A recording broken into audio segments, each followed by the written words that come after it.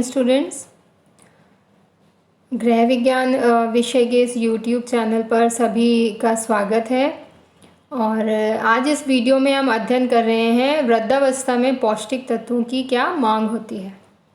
वृद्धावस्था में जो न्यूट्रिशनल की रिक्वायरमेंट है उसको इसके पहले के 2 वीडियो में भी हम उसके बारे में चर्चा कर चुके हैं। और इससे पहले के वीडियो में हमने ये चर्चा करी थी कि न्यूट्रिशन का क्या रोल है, क्या इम्पोर्टेंस है ओल्ड एज के लिए। और इसके अलावा जितने न्यूट्रिएंट्स हैं उसमें से कुछ न्यूट्रिएंट्स की पर हम प्रकाश डाल चुके हैं, जैसे कैलोरी की क्या आवश्यकता होती है और कार्बोहाइड्रेट, फैट और प्रोटीन की क्या क्या आवश्यकताएं बताई गई हैं WHO द्वारा, ICMR द्वारा। उन आवश्यकताओं पर हम विस्तार से चर्चा कर चुके हैं। तो आज हम चर्चा करने वाले हैं अन्य जो बचे हुए पोषक तत्व हैं, जिसके अंदर मिनरल्स के बारे में भी हमने पढ़ लिया था कि कैल्शियम और आयरन की कितनी कितनी आवश्यकताएं वृद्धावस्था में होती हैं। आज हम अध्ययन कर रहे हैं विटामिन्स की रिक्वायरमेंट। तो विटामिन्स जो होते हैं ये वे पोषक तत्व हैं जो शरीर के लिए एज ए सुरक्षात्मक पोषक तत्व का कार्य करते हैं, प्रोटेक्टिव और रोल प्ले करते हैं। तो जितने भी विटामिन्स हैं, जैसे विटामिन्स को 2 भागों में विभाजित किया गया है। एक होते हैं फैट सॉल्युबल विटामिन और एक होते हैं वाटर सॉल्युबल विटामिन्स, जिसके बारे में पहले अध्ययन किया जा चुका है। तो जो वाटर सॉल्युबल विटामिन्स हैं उसमें विटामिन बी कॉम्प्लेक्सेस और सी आते हैं। और फैट सॉल्युबल जो विटामिन्स हैं उसमें विटामिन ए, डी, ई और के होते हैं। तो इन सब की क्या इम्पोर्टेंस है ओल्ड एज में और इनकी जो आवश्यकताएं हैं उनमें भी परिवर्तन आ रहा है, तो क्यों आ रहा है, उन सब बातों पर आज हम चर्चा करेंगे। तो सर्वप्रथम हम बात करते हैं विटामिन डी की।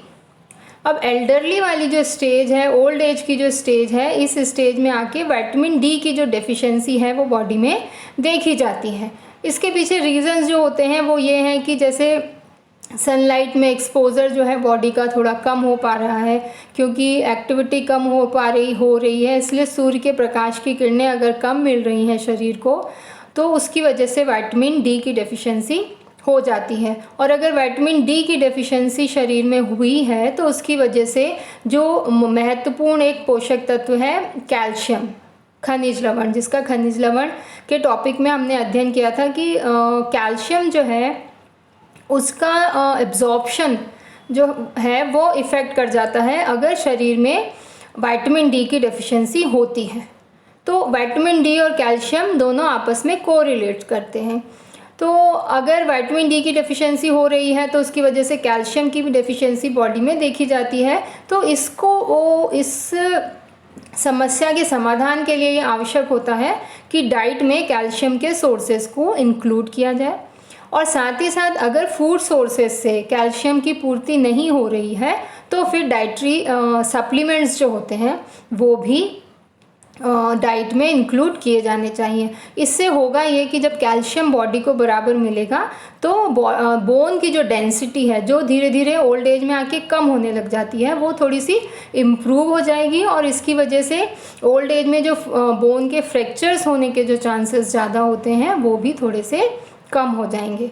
इसी के साथ जब विटामिन डी का लेवल बॉडी में कम होता है तो ओल्ड एज में एक और डिजीज़ दिखाई देती है, पार्किंसन डिजीज़।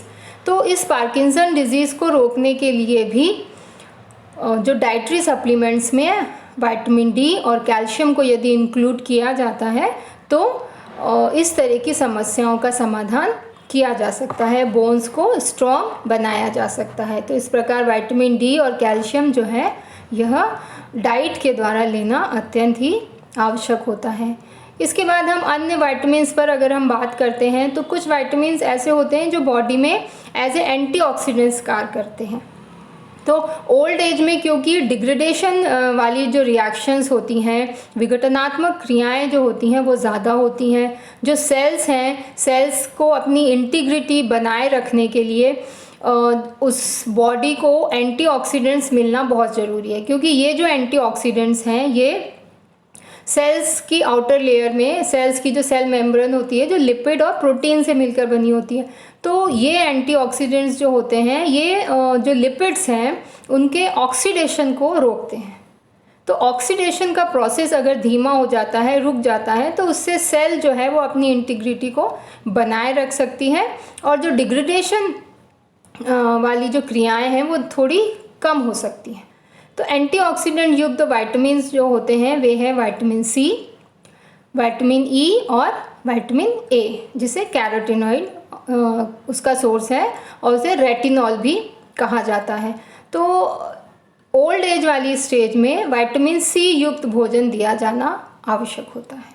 अब विटामिन सी के जो सोर्सेस होते हैं वो हैं जितने भी खट्टे फल होते हैं, लेमन जूस है, इसके अलावा विटामिन सी के जो सोर्सेस में फ्रूट्स में विटामिन सी अवेलेबल होता है, किसी में कम होता है, किसी में ज़्यादा होता है, और सबसे बेस्ट सोर्स जो माना जाता है विटामिन सी का वो होता है आंवला।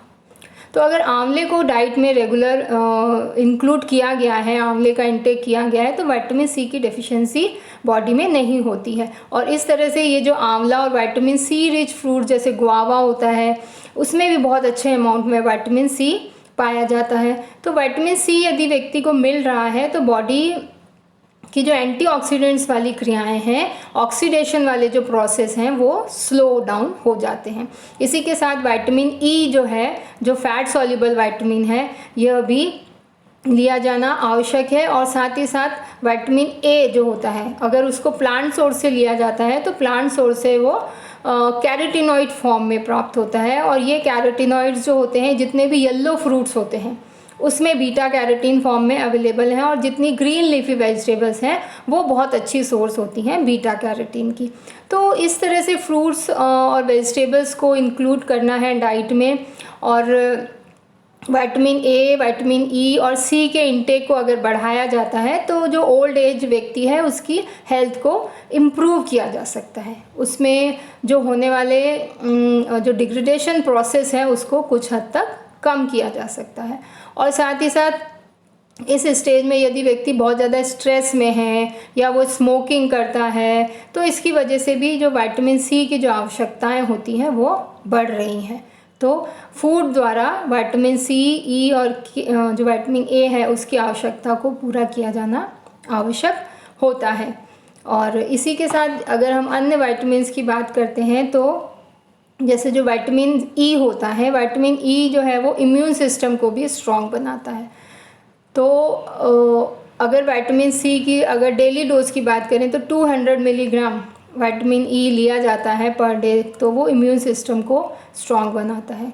इसके बाद हम बात करते हैं विटामिन बी कॉम्प्लेक्सेस। तो बी कॉम्प्लेक्सेस जो होते हैं, ये बी कॉम्प्लेक्सेस भी इनकी जो मात्राएं हैं वो भी ओल्ड एज में आते आते बॉडी में रिड्यूस हो जाती हैं, इसलिए इनकी मात्राओं को बढ़ाया जाना आवश्यक होता है, या इनकी आवश्यकताएं जो हैं वो बढ़ जाती हैं। और इसकी अगर कमी हो जाती है तो उसकी वजह से इससे रिलेटेड समस्याएं जो हैं शरीर में दिखाई देने लग जाती हैं।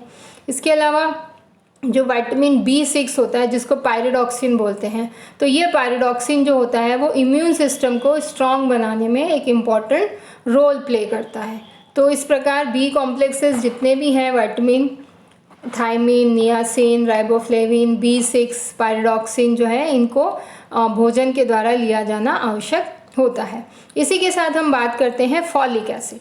तो ओल्ड एज में फॉलिक एसिड की डेफिशिएंसी भी देखी जाती है, और अगर फॉलिक एसिड की डेफिशिएंसी हो गई है शरीर में तो उसकी वजह से जो एनीमिया की कंडीशन पैदा हो जाती है, एनीमिया हो सकता है ओल्ड एज व्यक्ति को, और इसी के साथ उसको कार्डिक डिजीज़ के रिस्क जो हैं वो भी बढ़ जाते हैं।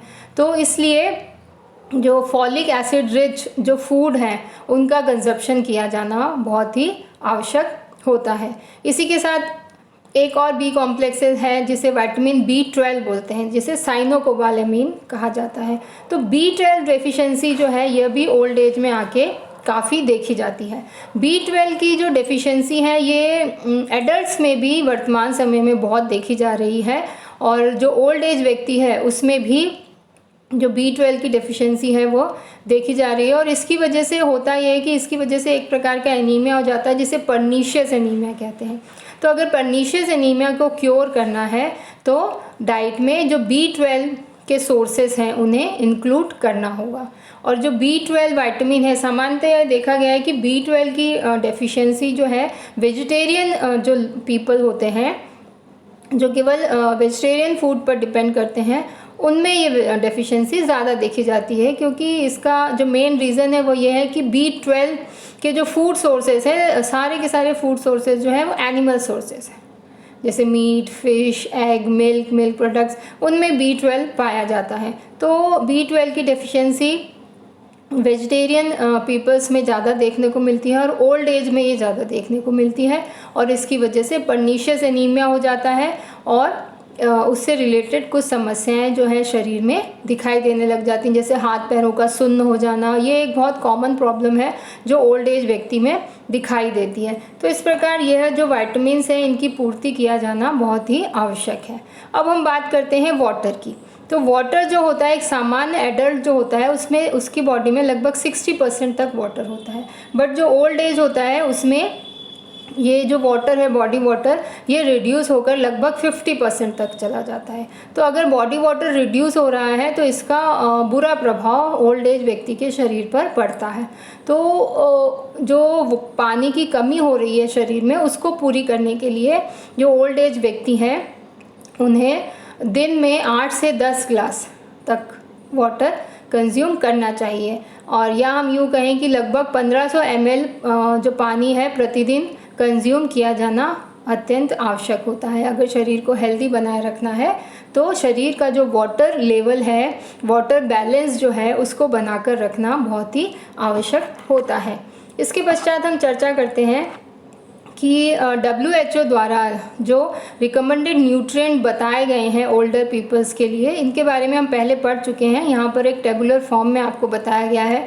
जैसे प्रोटीन की जो आवश्यकता है यहाँ पर 0.91 ग्राम पर KG body weight per day. इसको जो हमने चर्चा करी थी, हमने अध्ययन किया था कि लगभग 1 ग्राम प्रोटीन पर केजी बॉडी वेट के हिसाब से दिया जाना चाहिए। और इसी के साथ जो फैट होता है, वो जो आप फैट प्रोवाइड कर रहे हैं वो अनसैचुरेटेड फैट होनी चाहिए। सैचुरेटेड फैट कम से कम इंक्लूड करनी है, और जो भी फैट दी जा रही है वो एनर्जी का लगभग 30% ही होनी चाहिए। इससे ज़्यादा एनर्जी उससे प्रोवाइड नहीं होनी चाहिए। कैल्शियम की जहाँ हम बात करते हैं तो 800 से लेके 1200 मिलीग्राम तक कैल्शियम ओल्ड एज व्यक्ति को प्रतिदिन दिया जाना चाहिए। इसी के साथ आयरन जो है वो 10 मिलीग्राम आयरन प्रतिदिन दिया जाना है। सेलेनियम जो है 50 से 70 microgram per day. Zinc main के लिए 7 मिलीग्राम पर डे और विमेन के लिए 4.9 मिलीग्राम पर डे सेलेनियम दिया जाना है। राइबोफ्लेविन की अगर हम बात करते हैं, राइबोफ्लेविन बी कॉम्प्लेक्स विटामिन है। मेन के लिए, पुरुष के लिए 1.3 मिलीग्राम विटामिन B12 राइबोफ्लेविन चाहिए, और जो वीमेंस होती हैं उन्हें 1.1 मिलीग्राम राइबोफ्लेविन। इसके अलावा फॉलेट जो है वो 400 माइक्रोग्राम फॉलेट प्रतिदिन दिया जाना आवश्यक है। B12 की यदि आवश्यकताएं देखी जाएं तो 2.5 माइक्रोग्राम पर डे B12 की आवश्यकता होती है। और विटामिन सी जो एक इम्पॉर्टेंट एंटीऑक्सीडेंट है, ये 60 से लेकर 100 मिलीग्राम प्रतिदिन के हिसाब से दिया जाना चाहिए। और विटामिन ए जो है वो 600 से लेकर 700 माइक्रोग्राम रेटिनॉल प्रतिदिन दिया जाना चाहिए। और विटामिन डी जो है वो 10 to 15 माइक्रोग्राम प्रतिदिन इसकी आवश्यकताएं बताई गई हैं। इसी प्रकार विटामिन ए जो है वो 100 से लेकर 400 इंटरनेशनल यूनिट प्रतिदिन की आवश्यकताएं बताई गई हैं। तो इस प्रकार जो ओल्ड एज है, उस ओल्ड एज में क्या क्या न्यूट्रिएंट की आवश्यकताएं हैं WHO द्वारा भी बताई गई हैं। और इन आवश्यकताओं की पूर्ति के लिए जो डाइट प्लान की जाती है वो इस प्रकार की जानी चाहिए कि ऐसे फूड उसमें इंक्लूड किए जाने चाहिए जिससे इन पोषक तत्वों की आवश्यकताओं की पूर्ति हो सके। इसके बाद हम अध्ययन करते हैं कि ओल्ड एज में व्यक्ति को किन समस्याओं का या किन बीमारियों का सामना करना पड़ता है। तो कुछ बीमारियां यहाँ पे हमने पॉइंट आउट करी हैं। ओल्ड एज में ओबेसिटी की प्रॉब्लम बहुत देखी जाती है। अगर वेट बढ़ गया है तो पहले ओवरवेट और उसके बाद ओबेसिटी की प्रॉब्लम दिखाई देती है। इसी के साथ कार्डियोवैस्कुलर डिजीजेस, हार्ट से संबंधित जो बीमारियां हैं वह हो जाती हैं। हाइपरटेंशन हो जाता है, ब्लड प्रेशर इंक्रीज़ हो जाता है। इसी के साथ डायबिटीज़ बहुत सारे पीपल्स में देखी जाती है। डायबिटीज़ की वजह से शरीर में इससे संबंधित और बीमारियां हो जाती हैं। और हड्डियों से संबंधित ऑस्टियोपोरोसिस देखा जाता है, जिसमें हड्डियां जो हैं वो डेंसिटी उनकी कम हो जाती है और हड्डियां भंगुर होने लग जाती हैं, फ्रेजाइल हो जाती हैं। और जिसकी जैसे कि हल्का सा अगर व्यक्ति गिर जाता है या उसको चोट लगती है तो हड्डी टूटने की जो संभावनाएं हैं वो बहुत अधिक बढ़ जाती हैं। इसी के साथ कैंसर भी ओल्ड एज में देखा जाता है। अंडर न्यूट्रिशन और माल न्यूट्रिशन, ये ऐसी समस्याएं हैं जो पोषण से संबंधित हैं। तो पोषण से संबंधित जो समस्याएं हैं वो भी ओल्ड एज में बहुत दिखाई देती हैं। एनोरेक्सिया की प्रॉब्लम जो है, इसमें व्यक्ति को भूख नहीं लगती है, और जब व्यक्ति को भूख नहीं लगती है तो उसमें माल न्यूट्रिशन की प्रॉब्लम हो जाती है, क्योंकि यदि प्रॉपर फूड इनटेक नहीं किया जाएगा तो न्यूट्रिएंट की डेफिशिएंसी बॉडी में हो जाएगी और इसकी वजह से अंडर न्यूट्रिशन या माल न्यूट्रिशन की कंडीशन पैदा हो जाती है। विजन की जो प्रॉब्लम है, ये विटामिन ए की डेफिशिएंसी बॉडी में हो रही है या इंटरनल ऑर्गन्स में चेंजेस आ रहे हैं तो व्यक्ति की विज़न में प्रॉब्लम होती है, साफ उसको दिखाई नहीं देता है। इसी के साथ गैस्ट्रोइंटेस्टाइनल प्रॉब्लम, जिसको शारीरिक परिवर्तन के अंतर्गत इस पर चर्चा की गई थी कि जो ओल्ड एज व्यक्ति का पाचन तंत्र है वो प्रभावित होता है। स्टमक और इंटेस्टाइन की जो एक्टिविटीज़ हैं वो प्रभावित होती हैं, जिसकी वजह से जो पाचन क्रिया है वह बहुत अधिक प्रभावित होती है। तो ओवरऑल ये जो प्रॉब्लम्स ओल्ड एज में देखी जाती हैं तो इसकी वजह से व्यक्ति की जो क्रियाशीलता है वह प्रभावित हो जाती है और ओल्ड एज में आते आते जो व्यक्ति है वो उतना एक्टिव नहीं रह पाता है जितना वो एडल्ट एज में होता है।